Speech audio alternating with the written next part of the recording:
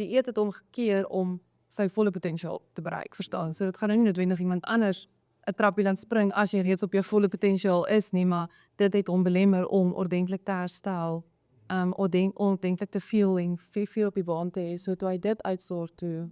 Gielie, het jy 'n oomblik? Wat nou weer? Wat het die vrou nou weer gesê? Suiwel of suiker? Vertel my meer, waar is jy? Oor die rak met die melk. Dan was dit beslis suiwel. Ek is seker melk het ook suiker in.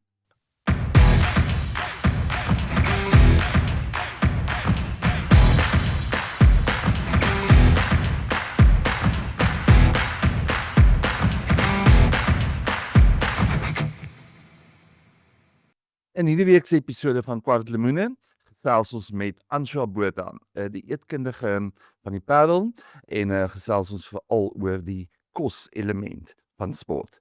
Milan, ek dink baie keer met sport is daar soveel klippe wat jy moet omdraai en ondersoek, en as ons sê dit is nou basies op skoolvlak al semi-professioneel, en dink mens baie keer wat op die veld gebeur en gee mens baie aandag daaraan. Maar iets wat op die ou einde baie groot invloed het op hoe goed iemand kan kompeteer, hoe goed iemand voel, hoe goed hulle herstel, is natuurlik hulle voeding en hulle hydrasie. Dit is En dit wat- voel nou vir my asof jy 'n vinger vir my wys, want ek is die 2-minute noodle, chicken nuggets mama. Maar ek dink dit is die realiteit. Ja. Jy weet, net mense gewone lewe raak mense moeg om aan kos te dink en om kos te maak en wat om uit te dink. Nou moet jy 'n hele aparte beplanning hê, net vir die sport in die huis. En veral is dit nie deel is van jou make-up nie, nee. Ek hou nie van kos maak nie, maar ek drink ook nie water nie. Ja. Ja, dit is verskriklik om dit te sê, maar ek het slegte gewoontes en alhoewel ek toe my kinders net gebore is, aan die begin as jy moet jou kind voorstel aan kos, dan ek kan nie lekker onthou nie, ek dink is eers groen groentes, dan is dit oranje groentes en dan weet ek het I did it by the book. Ja. Toe iewers toe word dit 2-minute noodles. Ja. Op 'n stadium toe lyk alles soos 'n spur, Ja. 'n bordkos. Met tomatiesous, solank wat tomatiesous. Ja, en ek dink ons doen dit veral in 'n tyd waar daar amper te veel inligting beskikbaar is. En daar's elke week 'n nuwe gier. So al probeer mense dit reg doen, is daar soveel goed wat jou in verkeerde rigting trek eintlik. Die gedeelte wat vir my belangrik was is uit my oogpunt uit, is natuurlik die emosionele gedeelte en die psigiese gedeelte. En hoe dit en voeding baie, jy weet, hand aan hand gaan. En in die verlede in my werk het ek regtig al gesien hoe iemand wat baie keer sukkel met konsentrasie op die baan of emosioneel raak op die veld, as mens die voeding uitsorteer, sorteer jy eintlik die probleem net so uit. So in hierdie week se episode gaan ons veral kyk na wat is daai lysie goed van wanneer mens wat moet eet. Jy weet, seker goed is voor die tyd belangrik, seker goed is na die tyd belangrik. Ons gaan veral kyk oor hoe kan mense gesonde verhouding met kos vestig in plaas van om net 'n lysie te hê van wat jy nie mag doen nie. En die derde gedeelte is net om te sê, maar hoe kan mense op die ou einde deur goeie beplanning seker maak dat al is hierdie moeilik om te doen, kry mense die basiese goed reg. Ja, so ons het lekker gesels met Ansha Botha van die Parel af, wat regtig 'n baie groot voorliefde het vir jong mense en atlete. En daai kombinasie saam is baie belangrik rondom voeding. En ons het 'n wonderlike gesprek gehad. Ongelukkig het daar 'n tegniese fout ingeglip. Die volle gesprek is as klank beskikbaar op Spotify, so jy kan alles daar gaan luister. Maar vir hierdie episode het ons grepe uitgehaal waar daar ongelukkig nie video gaan beskikbaar wees van haar nie. Maar die inhoud is alles op Spotify beskikbaar. Lekker so luister na Ansha Botha. Also, dit is so lekker dat jy by ons is. Ek dink 'n nodige gesprek om te praat oor nie net dit wat ons met ons kinders se spiere aanvang nie, maar ook wat in hulle lywe ingaan. So baie welkom by Kwart Lemoene. Dankie vir my. Ja. Dit ek dink jy werk in dieselfde veld as ek in die opsig. Dit maak 'n klein verskilletjie, maar dis baie keer die verskil wat saak maak. Ja, presies. Dis daai van voeding gaan nou nie 'n mediocre persoon 'n topatleet maak nie, maar dit kan 'n topatleet keer om sy volle potensiaal te bereik, 100%. As jy nou sê kom ons sê jou filosofie of waaroor jy die sterkste voel rondom voeding vir 'n sport skoolkind. Sjoe, ek dink baie keer vergeet 'n mens die basis van voeding en dit is om 'n kind te help om te groei. Verstaan, baie mense wil so fokus om 'n kind te kry om te perform, verstaan dat mense vergeet daai kind het groei, hy moet konsentreer, hy moet recover, hy moet goed slaap, die basiese goed dink ek mis 'n mens baie keer as dit kom by voeding. En ek dink op baie keer, jy weet, mens fokus dalk meer op body composition en supplements eerder as net letterlik om die kind 'n gesonde verhouding met kos te leer wat die basiese goed is. Ek dink in die era van die internet en sosiale media waar daar meer as ooit inligting beskikbaar is, weet mense al hoe minder. Maar dit is ook baie keer geraas wat vir mense die mekaar maak. Ja, dis daai statiek daar buite. En ek kry dit in die praktyk ongelooflik baie wat mense kom en net sê ek weet nie wat om te glo nie. Ja, So dit is 'n verskriklike groot ding en onthou kinders het ook toegang daartoe. ja. So as die ouers sukkel om te diferensieer tussen wat is die waarheid en wat is nie, ek bedoel, hoe gaan 'n kind weet as hulle nog nooit inligting deurgegee is nie. So dit is 'n bitter groot probleem. Ek dink oor die 80% van die inligting wat daar buite is word gegee deur iemand wat nie eers enige voedings opleiding het nie. So ja, dit is 'n baie groot probleem, veral met supplementasie ook. Ja, van ons ook giere daar buite. So op die stadium is alles gaan oor proteïene goals. Ja. En ja, ek dink wat baie interessant is wat jy ook in die begin gesê het is weet dieetkunde klink baie keer soos 'n minder maak of beperk of streng of dissipline en jy volg meer 'n benadering van kom ons sê gesonde boublokke Ja. vir iemand om in die eerste plek te groei. Ja, presies en genoeg want energiebeskikbaarheid, jy weet, dit is ek dink ons onderskat baie keer die energiebehoeftes van 'n groeiende kind. Hulle het nie net energie nodig soos 'n volwassene wat in 'n kantoor sit die hele dag nie. Onthou, hulle is aktief op die sportveld, hulle is aktief pauses, hulle het baie energie nodig om te groei en om nog te herstel en hulle slaap en hulle breinontwikkeling, fokus in die klas, konsentrasie, eksamens, al daai goed wat ekstra energie. So ek sien eintlik baie meer dat kinders ondervoed as wat ek sien dat kinders te veel eet aan 'n aktiewe sportkind. So dis 'n baie algemene probleem. Wat sê jy sê is die boublok, daai eerste blou boublokke in die laerskool. As ek nou 'n sportkind het wat nou baie keer aan 2 of 3 sporte deelneem, en ek is een van hulle skooliges, die chicken nuggets en die turmeric noodles, dis die maklike ding. Wat is daai boublokke wat jy vir die ouers sal sê sommer reg van die begin af? Ja, ek glo nogals in balans en ek dink baie ouers dink hulle kinders moet super skoon eet wat nie noodwendig altyd die geval is in 'n kind se dieet nie. Dit is nie dieselfde as 'n volwassene se dieet nie. Jy kan nie alles in 'n kind uitsluit nie. Ek dink mense moet 'n kind leer balans, nê? Vir my is roetine so 'n ongelooflike ding. Jy weet 'n kind wat nie ontbyt eet nie, kan nie fuel vir die res van die dag nie. Hulle kan nie fokus op skool nie. Hulle bloedsuiker is geneig om te dip laatmiddag as hulle eintlik dan aan al hulle aktiwiteite moet deelneem. So as jy nie jou dag reg begin nie, dan you set yourself up for failure eintlik, verstaan.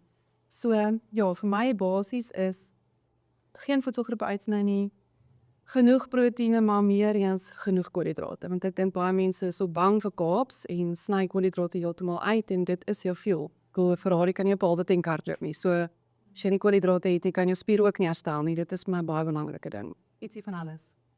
Jy het nou net gesê wat ek ook baie optel is hulle dink op 'n sportdag moet hulle eet soos op 'n gewone dag. Ja. Maar as jy bewus is van hoe laat jou item is of jou wedstryd is, wat is 'n gesonde struktuur? Kom ons sê iemand speel 11 uur 'n wedstryd. Ja. Hoe moet so iemand se dag lyk met kos? Ja, sien so jou tydsberekening is eintlik so ongelooflik belangrik in terme van wanneer jy vir jou liggaam kos gee, want ek bedoel alles verteer teen 'n sekere tipe tempo en daai koolhidrate wil jy eintlik in jou store wil jy op 'n lekker hoë level hê wanneer jy in 'n item ingaan. Veral jy weet as jy iets gaan doen soos 'n swem of 'n tennis wat jy die hele dag gaan compete, jy het 'n klomp heats op wedstryde. Volgende dag moet jy weer aantree, moet jy weer kan speel. So wat jy al die eerste dag doen, gaan bepaal wat jy die derde dag doen. So as jy nie reg begin nie, gaan jy nie reg eindig nie. En ek sien dit verskriklik baie waar kinders uit die bus uitval op die laaste dag, omdat hulle swak begin het op die eerste dag. Wat tydsberekening aan betref, gewoonlik die reël waarby ons gewoonlik gaan is so 3 tot 4 ure voor die tyd is jou maaltyd. Gewone koolhidraat, proteïen, tipe van storie, nie te veel vesel en vet en goed wat moeilik is om te verteer nie. En dit is ook weer waar voeding so 'n individuele ding is, want wat vir een persoon werk glad nie vir 'n ander persoon nie. En dan so uur voor die tyd gee ons gewoonlik net hier 'n vinnige snack wat maklik verteerbaar is, jy weet 'n vrug, bietjie koolhidrate tipe van ding. En dan van daar af kyk ons dan maar wat tipe sport hulle doen. Is dit nodig om tydens weer iets in te neem, maar na die tyd is jou recovery so belangrik wat ek dink baie mense mis om reg te wees vir die volgende sessie. 'n langer sport vereis dat jy iets moet gebruik terwyl jy kompeteer. Dis soos 'n tennisspeler of iemand wat golf speel of selfs in 'n sport soos rugby. Ja, kyk ons gaan gewoonlik by daai reël van 'n halfuur swem, maar 'n uur draf en 90 met 'n fietsry tipe van as jy kyk na intensiteit. Dan is jou fuel eintlik op. So as enige sport langer is as dit, moet 'n mens iets begin drukse tydens. En onthou jou koolhidrate of glikose wat jy eintlik jou eerste bron van energie is tydens oefening verbeter ook fokus op 'n tennisbaan of 'n netbalveld. Want dit maak dat jou reaksietyd vinniger is, verstaan, so jou besluitneming is vinniger op die baan.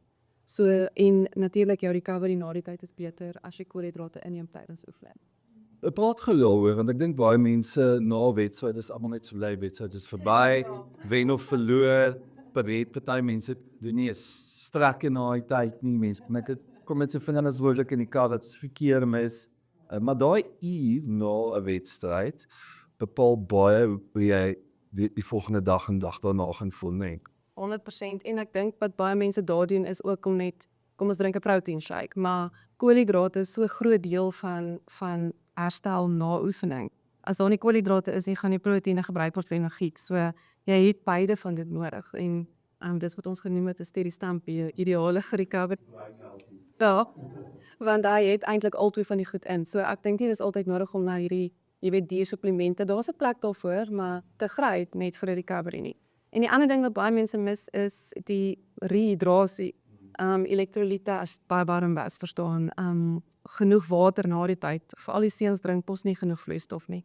Dit sien ons ook baie. So meisies is geneig om makliker water te drink, waar die seuns geneig is om eerder weer terug te val na 'n koeldrank toe. So om daai vloeistof en goed terug te sit na die tyd is baie belangrik. En dis veral dan nou ook op 'n festival naweek waar iemand paar keer moet speel, môre die dag daarna, wat anders as jy een keer 'n week 'n wedstryd speel. Ja, en onthou as jy nie ordentlik herstel na jou wedstryd nie, kan jy ook nie ordentlik oefen in die week nie. So jy weet, herstel is nie 'n ding wat mense net eintlik moet afskep nie. Dit maak dat jy die volgende dag weer vars opdaag om die 100% uit jou oefensessie uit te kry, om reg te wees vir jou volgende wedstryd. Ek weet jy het pas alhoewel jy nou met Olimpiese atlete gewerk het en seker nou ook laerskool, weet ek jou passie lê by hoërskoolkinders. Wat is dit aan daai atleet wat dit vir jou uitdagend maak, wat dit vir jou lekker maak? Ja.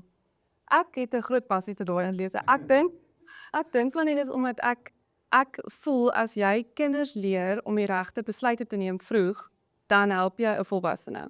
En onthou, vir ek het nogal so 'n groot passie vir meisies ook, want onthou vrou bepaal ook maar wat 'n gesin eet. So as jy vroeg genoeg 'n vrou kan leer wat dit is om 'n gesonde, gebalanseerde dieet te volg en om 'n gesonde verhouding met kos te hê, bepaal jy eintlik jou hele gesin se amper dinamika rondom kos in jou huis. So dis vir my nogal so 'n groot ding. Ek dink daai 13 tot 15, nê, wanneer jy begin oorgaan hoërskool toe, daar's klomp inligting op, almal is ewe skielik op Instagram en TikTok en social media. Hulle weet nie wat is die inligting wat hulle moet deursif nie. So vir my is dit belangrik om 'n kind te leer die basies. Wat het jou liggaam nodig? Wat doen jy met koolhidrate? Wat doen jy met proteïene? En is dit nodig om al hierdie supplemente oop by te gooi, en energy drinks en al hierdie dinge wat die tieners so geniet om te gebruik. So ja, ek dink ek hou nogals van education. Vir my is dit belangrik om 'n kind reg op te voed en om 'n gesonde verhouding met kos te skep daar, nê. Dat hulle gaan deur puberteit, meisies fokus op gewig, seuns fokus op muscles. So almal wil spiere optel en die meisies wil so lean as moontlik wees en daai body composition is nie gelink aan performance. Verstaan? So ja, ek dink die inligting na buite is nie so oorweldigend dat baie mense of hulle eet nie carbs nie, of hulle eet te veel proteïen, of hulle beperk hulle kalorie-inname en dit by die meisies lei nou weer, jy weet, na siklusprobleme, beendigtheid vorm net tot op 18. Jy vorm nie been na 18 nie. So as jy nie daai fase reg het nie, dan is jou probleme later net eintlik soveel groter. Voel jy dat sportspanne of skole te min gebruik maak van mense soos jy? Want die teenpols wat jy nou genoem het, is sosiale media, dat kinders en selfs ouers sommer hulle inligting daar kry. En dis tog as my kind vir 'n skool speel of vir 'n span speel en 'n meer elite dit nou ook raak, is dit tog 'n verskriklike belangrike ding vir daai sportbestuur om te inkorporeer. Ja, ek dink met sportspanne, ek het al die geleentheid gehad waar ons in sportspanne, jy weet, pakkies opgemaak het en gehelp het met, jy weet, brandstoffe voor dit is 'n spesifiek rugbywedstryde en jy sien die verskil in 'n kind op die veld wat geviel is en 'n kind wat nie geviel is nie. Ek sien dit baie spesifiek raak en vir al die games wat so hier oor middagete begin gaan, daar's nie altyd beheer oor wat eet die kinders langs die veld, koop goed by die snoepies, hulle koop chips en verkeerde suikers en vinnige energie te vroeg en dan dip hulle bloedsuiker wanneer hulle eintlik die energie nodig het. Wat is daai foute? Want ek dink ek was ook al so kwaad op my kind vir my foto stuur van 'n pakkie wat hy gekry het by 'n sportbyeenkoms of by 'n toer. En dan is daar's niks van waarde vir my in daai pakkie nie. Maar nou steek ek hom ook na die naaste kiosk of wat ook al wat by daai toernooi is. En wat is die beste ding om nou te sê? Moet hy nou die chip en dip vat of moet hy nou die So die groot ding is voor oefening wil jy nie hoë vet goed doen nie, want dit maak dat die bloedtoevoer aan jou maag toe gaan weg van jou spiere af. So jy's dood op die veld. Jy wil nie te veel proteïene doen nie, want dit doen dit dieselfde effek. So jy wil eintlik maar koolhidrate doen wat nie baie vesel het nie, wat nie baie vet het nie. En baie keer ongelukkig by die sport daar is daar nie 'n groot verskeidenheid van daai tipe koolhidrate nie. En dit sal maar is vrugte, pretzels, ryskoekies, weet daai vinnige energie wat jy so halfuur uur voor die game kan doen, jy weet. So as 'n mens net so bietjie beter beplan, jy weet, kan mens eintlik baie maklik vir jou kind net iets inpak of 'n ouer boks piesangs by die span kom aflaai. Verstaan, ons het al dit ook al baie keer gehad. Jy weet, wat iemand net kom piesangs dra by die span of jy weet, 'n pannekoek kan jy nou ook doen so 'n halfuur voor die game want hy spike so 'n bietjie jou bloedsuiker as jy begin. Ja, 'n maklike ding om vir die kinders te leer is om te sê wanneer jy aanmeld by jou span, jy weet. Dis gewoonlik 45 of 'n uur voor die tyd. Dan as jy aanmeld by 'n span, eet jou piesang en 'n halwe broodjie of 'n toebroodjie afhangende van hoe honger die kind natuurlik is. Jy weet, pak ietsie in en sê, want partykeer vergeet hulle. Jy by die span aanmeld en hulle raak besig en vergeet jy om te eet. Is kalorieë belangrik in terme van op daardie ouderdom vir 'n seun of 'n meisie wat aktief is, moet hulle mik vir soveel kalorieë 'n dag? Is dit een van die boublokke? Ja. Ek is nie lief om kinders te laat kalorieë tel nie. Ek wil nie iets anders. Ja, dit kyk iets anders. So vir my is gesonde verhouding met kos bestriklik belangrik en dit word ook maar by die huis gekweek, nê? Daai eet om 'n tafel om nie die hele tyd oor gewig te praat nie, om nie die hele tyd te praat oor hoe jy moet groter raak en sterker raak en vinniger raak. Verstaan, ek dink dit 'n ouer het daar baie belangrike rol in 'n kind se persepsie oor kos. Kalorieë is belangrik. Dit is belangrik, maar wat jy daarmee doen is ook belangrik. So want onthou jy het 'n sekere hoeveelheid energie wat jy moet inneem. So ek sal baie keer weet as die ouers my kom sien dan ek werk dit vir hulle uit, maar as 'n riglyn vir hulle om te sien hoeveel daai kos eintlik is.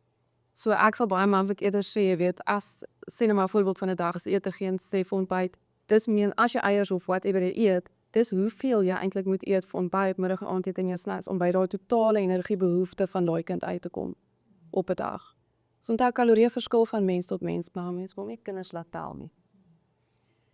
Kom ons praat aanvullings. Want dit is iets wat ouers nogals maklik na gryp. As 'n noem dit nou maar 'n quick fix of dit voel of dit onder dit nou in 'n poeiervorm of in 'n botteltjie kom in 'n pilletjie of wat ook al dat ek kan dit nou bylas. Ek kan iets fix, ek kan iets beter maak, ek kan dalk iets voorkom. Wat is jou filosofie daar rondom? Ja, wel 'n supplement is presies wat dit is, 'n supplement tot 'n gesonde dieet. So, ja, ek dink dit word definitief misbruik. Ek sien dit bitter baie en onthou die kinders praat onder mekaar, almal gebruik whey protein en 'n kreatien en 'n dit en 'n dat en ek sê nie alles is sleg nie, daar's definitief 'n plek daarvoor, maar ek bedoel as jy 2 keer 'n week net recreationally oefen, dan gaan kreatien vir jou niks beteken nie. As jy SA-atleet is, ja, dan kan dit vir iets beteken. Verstaan, so dit hang af hoe jy dit gebruik, maar dit help ook nie jy gebruik dit, maar jy slaap 5 ure 'n nag, jou liggaam herstel nie. Jy eet nie ontbyt nie. Jy het nie 'n roetine van eet nie en jy eet gemorskos. Dit gaan jou dag en 'n supplement jou absoluut niks help nie. Aan die keersy daarvan is natuurlik, jy weet, 'n kind is ontwikkelend, daar's neurologiese goed wat wil gebeur, daar's hormonale goed wat gebeur. Hulle is in die eerste plek nog skoolgaande. Ons praat van hulle van net sport doen, maar hulle moet 7 ure 'n dag konsentreer, hopelik vanmiddag of vanaand. Wat is 'n aanvulling wat jy sou sê, weet jy wat, meeste mense kry dit nie in hulle dieet in nie, of dit sal daai ouderdom vir 'n kind wel van waarde wees? Wel, ek gaan nou eers vir jou sê omega 3's. Want dis vir breinontwikkeling en vir herstel na oefening, verstaan, reg deur die bank is dit mos nou eintlik die een ding wat ons as Suid-Afrikaners 'n tekort in het, verstaan. Ons doen nie salmon en makreel en sardines en al daai goed genoeg om genoeg omega-3's in te kry nie. So dit is een ding wat ek eintlik baie maklik vir myself voorstel. En dan van daar af kyk ek, verstaan, kry ons met ons dieet dit in. As 'n kind baie sleg eet, dan kan 'n mens kyk, jy weet, na 'n vervanging verder in jou dieet. Vitamiene, ek bedoel dit hang ook af wat jy koop. As jy 'n gesonde dieet het en jy koop sintetiese vitamiene, gaan jou liggaam dit nie absorbeer soos die vitamiene uit kos uit nie. So ons probeer maar eintlik altyd al eers daai food first tipe van benadering voordat 'n mens supplemente. Ek dink daar gaan baie ouers wees wat hierna luister en hulle kinders is almal op 'n weergawe van 'n Concerta of 'n Ritalin of iets wat hulle help om te konsentreer. Ek weet daar is ook psigiaters en mense wat sê maar weet jy wat, daai goed help ook net as die dieet reg is.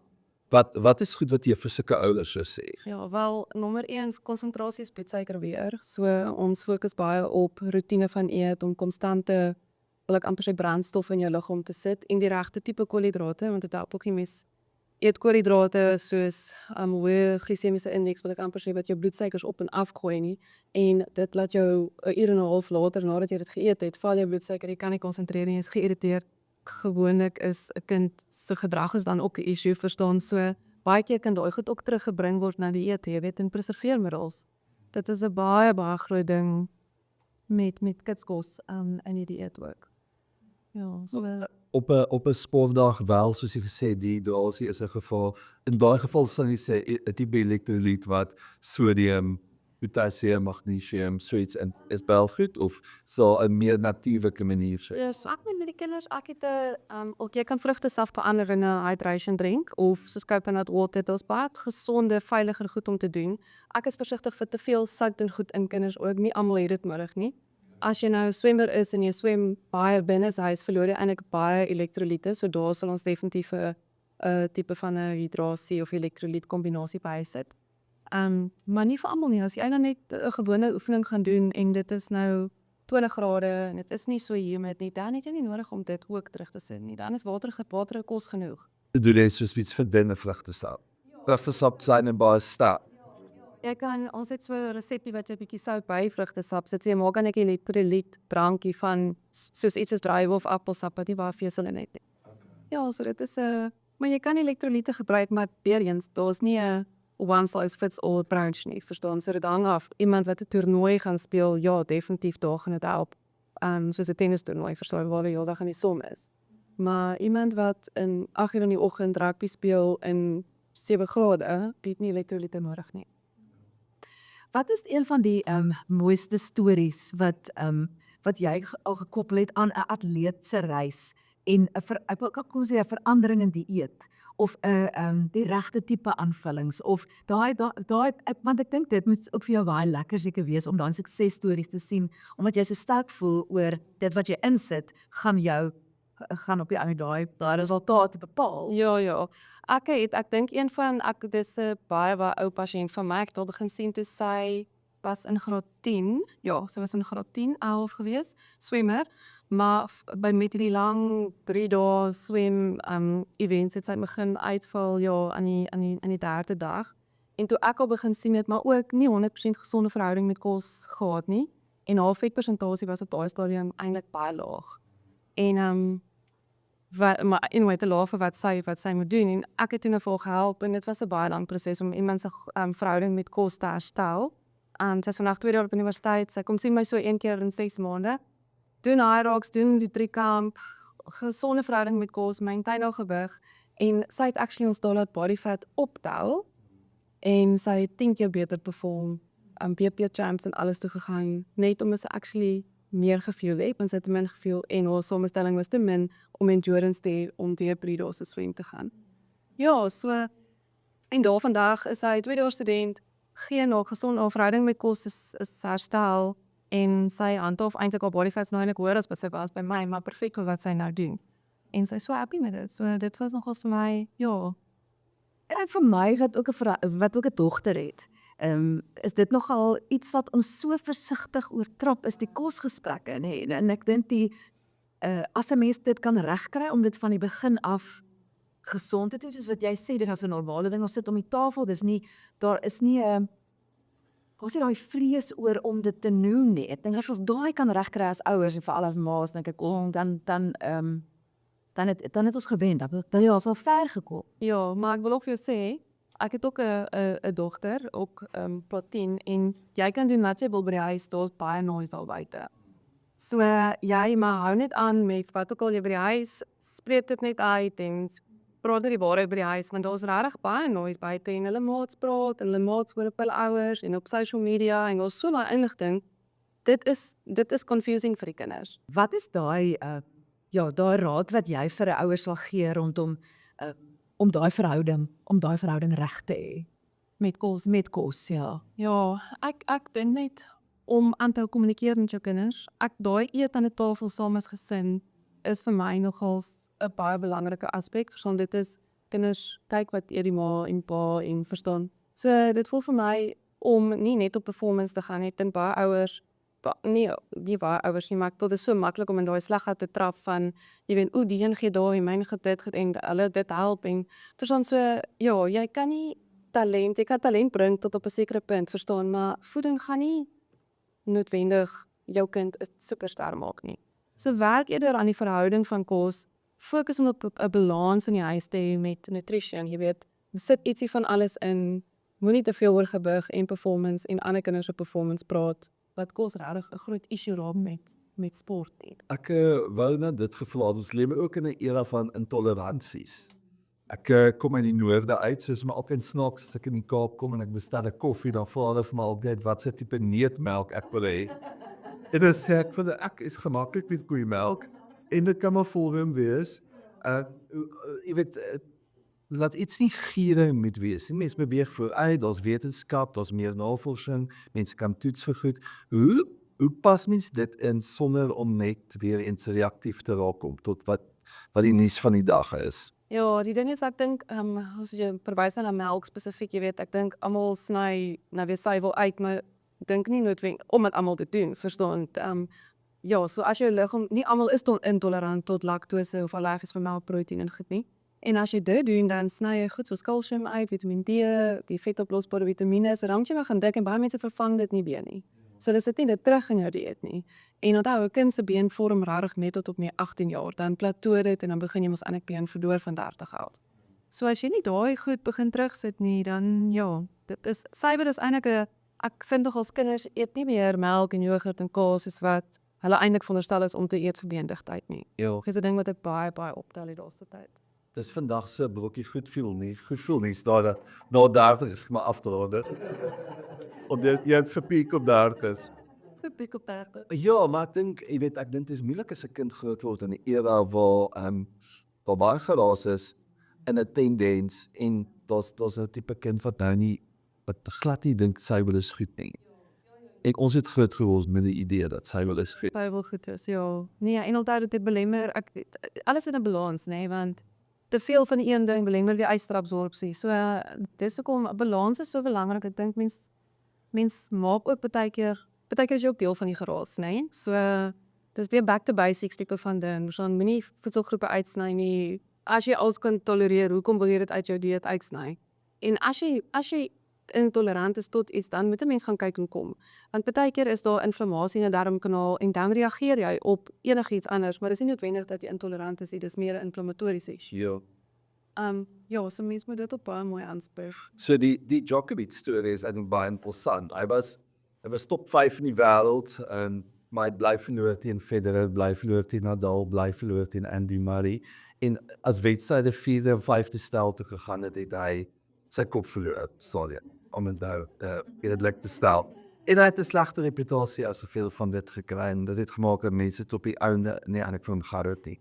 En toe het hy begin om goed uit sy dieet te haal vir 2 weke, te kyk hoe hy voel en sekere in dit as hy dit teruggebring het, te kyk of daar reaksie is.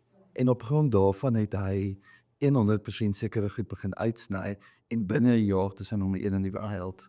En hy sê dis sy vermoë om harder te oefen, langer te oefen, vinniger te herstel, wedstryde daar konsentrasie. So in sy geval was dit baie verkoppel aan voeding en intoleransies. Want hy het reeds alles anders op die hoogste vlak gedoen. Doen, exactly, want dat is die laaste ding wat hom daai stapie verder gevat. Ja, daai weer eens het ons in Bert nog gesê, daai klein margins, maar die partykeer het gebeur dit. Precies. En ek dink in sy geval was dit nou, die eet het hom gekeer om sy volle potensiaal te bereik, verstaan? So dit gaan nou nie noodwendig iemand anders 'n trappie laat spring as jy reeds op jou volle potensiaal is nie, maar dit het hom belemmer om ordentlik te herstel, ordentlik te feel en veel op die baan te hê, so toe hy dit uitsort toe, ja, so ek dis nog pas 'n groot voorstander. Ek dink dis ook hoekom baie van ons kykers en luisteraars is op 'n punt waar hulle kinders, vir hoërskoolkinders nogal begin, hulle het nou begin spesialiseer en hulle is ernstig. Dit is nou die wat dis nou nie 'n groot persentasie van ons kykers nie, maar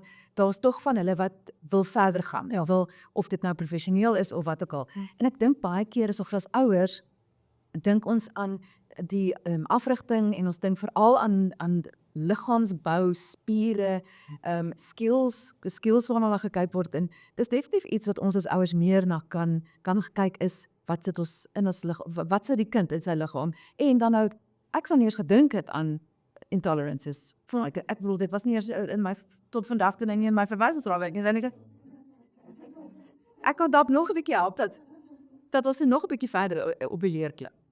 Nie dat mense so verskriklik baie moet op resultate gedrewe wees nie, maar as jou kind nou dit met jou kommunikeer, dat hierdie is 'n droom, dan is dit tog een van die goed wat soos ons aan die begin van die gesprek gesê het, ons nie genoeg aan aandag gee nie. Ja, presies. Ek dink as dit vir jou kind belangrik is, want dit is my nogal 'n baie belangrike stukkie, as dit vir jou kind belangrik is en nie net vir jou nie, dan moet jy alles in jou vermoë om jou kind daar te kry. Ek het al vir ouers gesê, julle is bereid om Dis-Chem toe te gaan en in daai uit af te stap en R2000 te betaal sonder om daaroor te dink, waar jy gaan die eetkundige toe vir 2 of 3 sessies en jy kry baie meer kwaliteit en dit is En dan jy kry langtermyn inligting. langtermyn. Dis nie net 'n supplement wat jy nou koop vir 'n maand en dan kry jy nie eintlik die resultate wat jy regtig wil hê. Jy met volgende maande weer. Ja. Maar ook die feit dat die eetkundige evalueer jou spesifieke kind. Dis daai spesifieke lyf, daai spesifieke intoleransie. Ransies as ons nou so daaroor praat of dis 'n verhouding. Ja, presies. Dit is 'n verhouding. En elke kind is anders, nê. Elke kind het op grond van wat hulle eet, hulle het verskillende behoeftes, verstaan? So en jy gaan nie vir elke kind gaan nie dieselfde dieet en dieselfde supplements kry nie, verstaan? So baie kinders het dalk 'n multivitamiin nodig want hulle eet nie groente en vrugte nie. Baie moeilik om vir so 'n kind te sê jy moet dit nou eet. So mense moet baie mooi kyk na die individu ook, jy weet dat die eet nie vir hulle 'n slegte ervaring raak nie. Die eet Ek dink baie keer is baie stelsels gebaseer op 'n perfekte scenario. En ons lewe in 'n wêreld waar daar skywende pade doelwitte is. Daar's goed wat verander die hele tyd.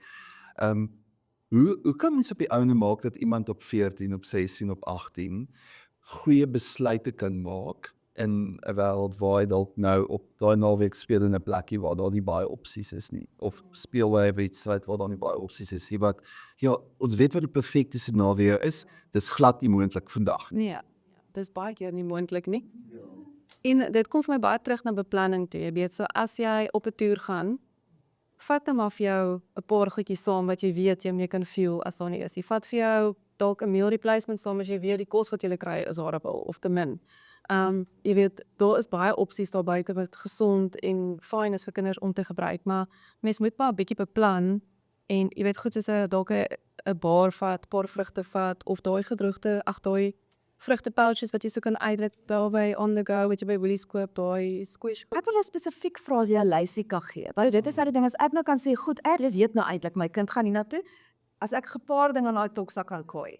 Wat is dit? Ja, ons het nou gesê die stekkies stampies. Want hulle gaan gryp wat die maklikste is. So as dit by hulle is, dan kan ons in beheer vlieg. Algemene maklike goed wat werk vir die kinders is daai Future Life met die water aan die een kant en aan die ander kant, jy kry so 'n proteïene gewoon een.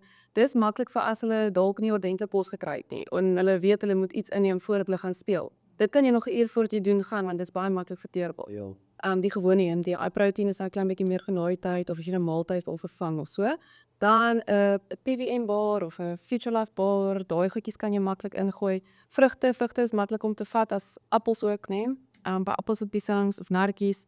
Nartjies is nie so baie koolhidrate nie, maar dit is 'n nice to have as jy dit kan saam travel.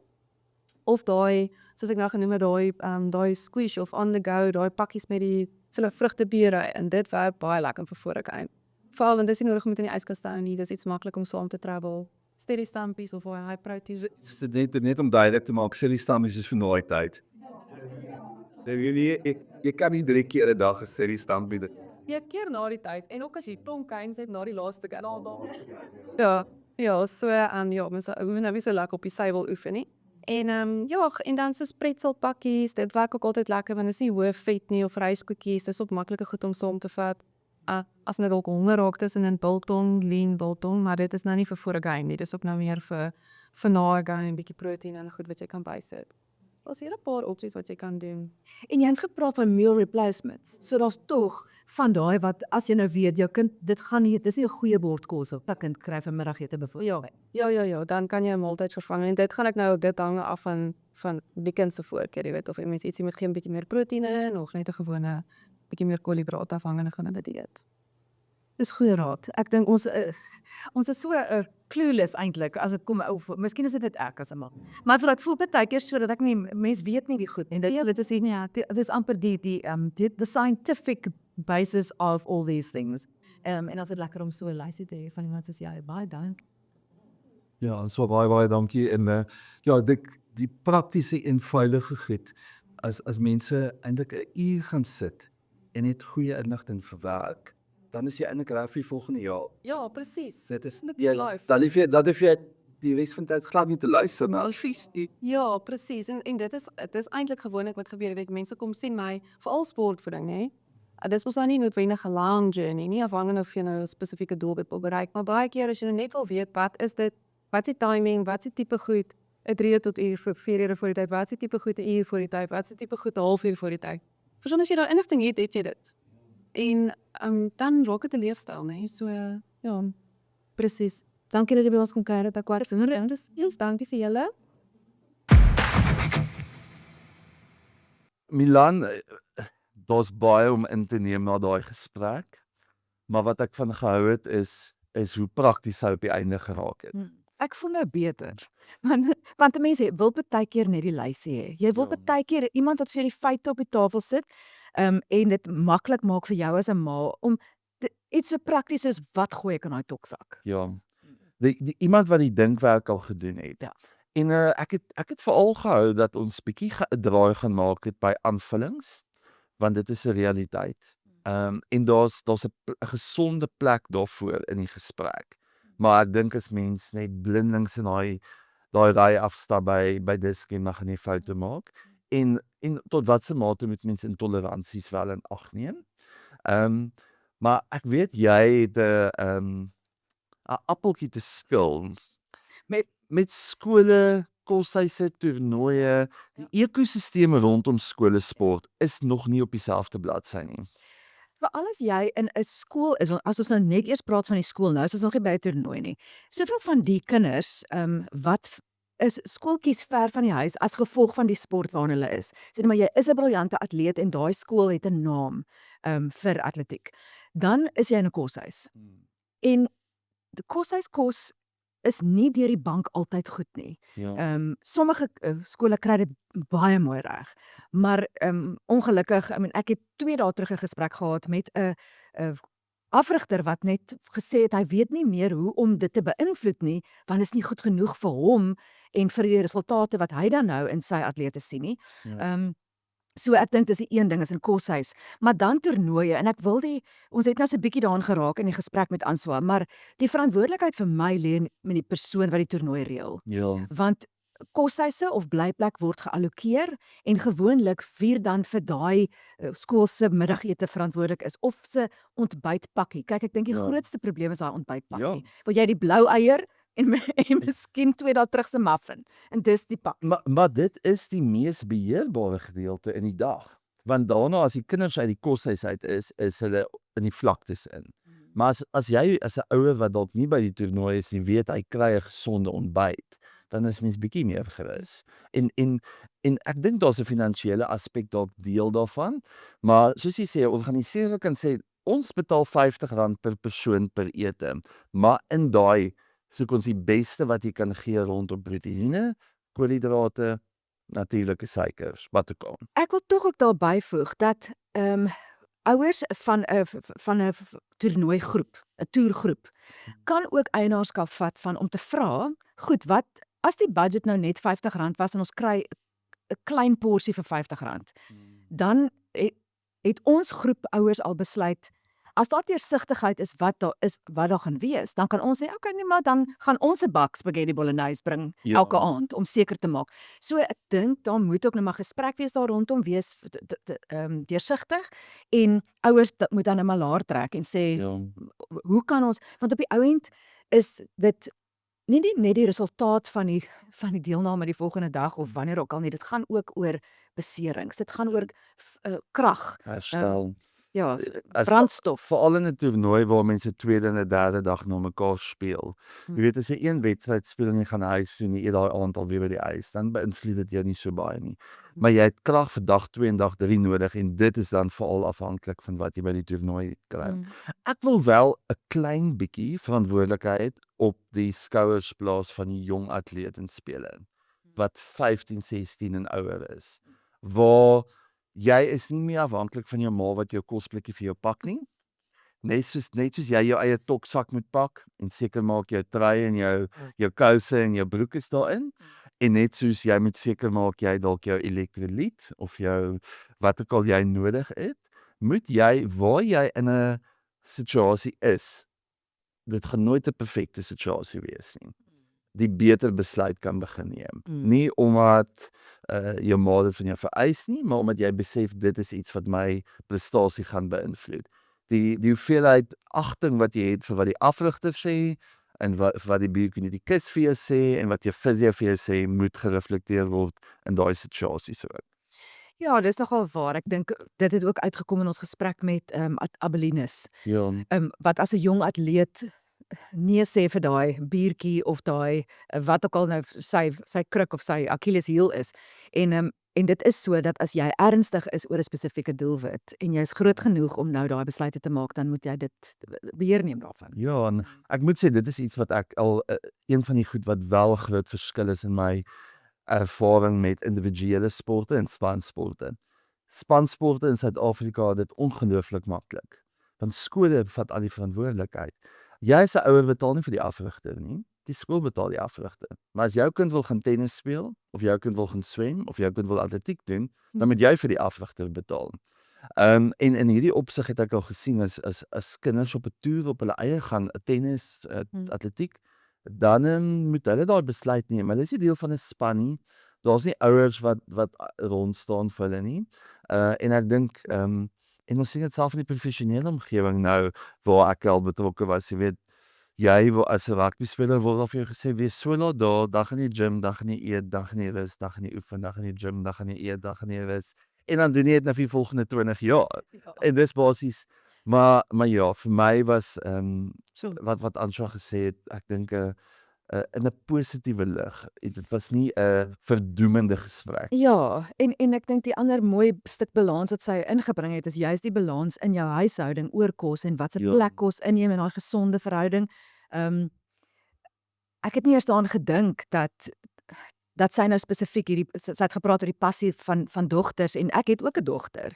En om te praat oor kos en nie te praat oor kos nie is eintlik so 'n versigtige trap. Ja.